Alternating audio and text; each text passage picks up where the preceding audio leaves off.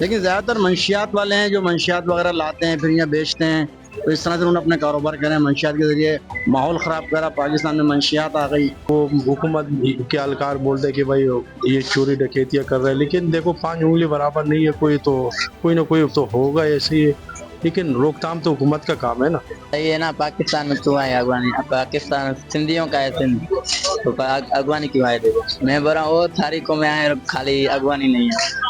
اصلے کا کام یہ کرتے ہیں، ڈاکہ جتنے ڈاکے پڑ رہے کون مار رہا ہے؟ یہی لوگ مار رہے ہیں، افغانی مار رہے ہیں۔ افغانی کو کہا بھائی ہمارے گھر میں 4 آدمی کی گنجائش ہے، 40 آدمی کیوں بلائے ہم؟ سیدھی سی بات ہے۔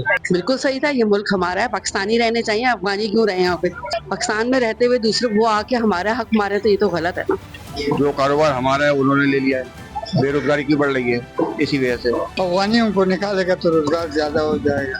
آپ ان کے ساتھ اپنے ملک کے اندر ان پہ کچھ نہیں کر سکتے ہو آپ، اور ہماری پولیس تو آپ کو پتہ ہے کہ ان کو تو پیسے چاہیے۔